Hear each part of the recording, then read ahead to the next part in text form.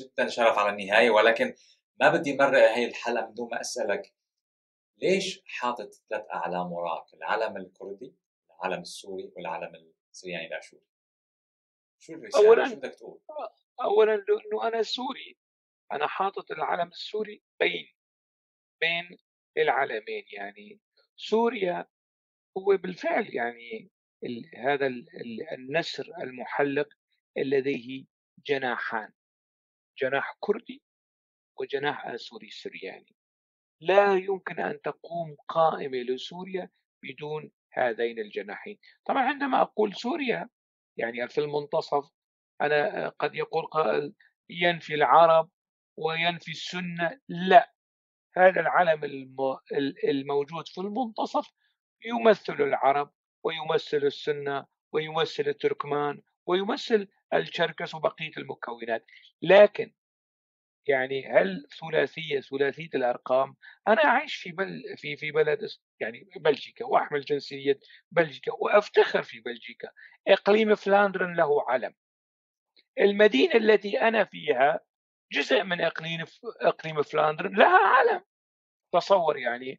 والدولة الاتحادية الفيدرالية اللي اسمها بلجيكا، المملكة البلجيكية، صحيح، لها حتى هون علم. بالسويد كل بلدية عندها علم، كل إقليم يعني كل إذا مقاطعة عندها علم. إذا لما التحسس؟ يعني أنا حاطط هاي الأعلام فخرا وانتماء. أنا شخص متعدد الهويات، سوري، على كردي، على سرياني، على أرمني، على تركماني. أنا أمثل كل هذه المكونات اللي اسمها سوريا. فلماذا لا أضع يعني، صحيح. يعني إذا الأصدقاء بعثوا لي مثلا العلم الدرزي كمان، يعني راح يجمل في سأضع هذا المزيد. العلم هنا يعني. يعني أنا ما عندي مشكل في هاي أحترم، أنا أحترم. لكن ينبغي لهذا العلم أيضًا اللي موجود في المنتصف الذي يمثل سوريا حاليًا أن يحترم جناحيه. ما في نسر يحلق ويبتر جناحًا من جناحيه يعني.